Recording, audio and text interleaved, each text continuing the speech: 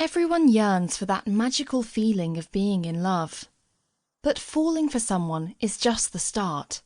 What we need most is an emotionally nourishing, caring relationship. That's what we dream of, deep down. Not just a partner, but a soulmate. Sometimes, if we've been single for a long time, we can start to wonder whether we should just give up. We may even feel embarrassed for wanting romance as much as we do. If you've ever felt that way, I want you to know that by yearning for a relationship, you're simply feeling the way that nature intended. The science suggests that we're born to be social creatures, deeply connected to those around us. As children, we bond passionately with our parents or caregivers. As adults, that need matures and transforms. We become filled with a desire for romantic love. Love may not always be easy to find, but it is literally the most natural thing in the whole world to want. More than 20 years as a therapist have confirmed for me a simple insight, that when we can give and receive love wholeheartedly, we are at our strongest. The psychological community as a whole is finding more and more empirical evidence, from decades of in-depth studies to the latest brain imaging techniques, that we are biologically predisposed to yearn for that connection. The more that researchers discover, the more we learn about how two people become attracted and how we can seek, find, and keep love in ways that help both us and our beloveds to thrive. In my work as a psychologist, I help people to understand how their life experiences, from early childhood up to the present day, can shape their expectations, their subconscious habits, and their relationships with others, and how, if those patterns are leading them away from the happiness they deserve, they can change them for the better.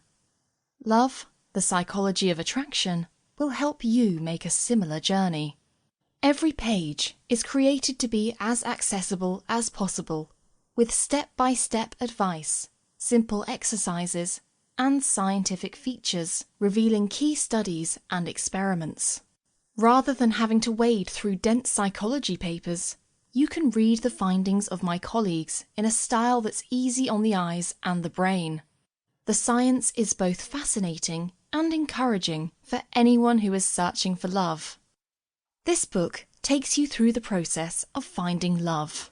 You'll begin with the most fundamental part of finding a relationship, and also the most often overlooked, your relationship with yourself.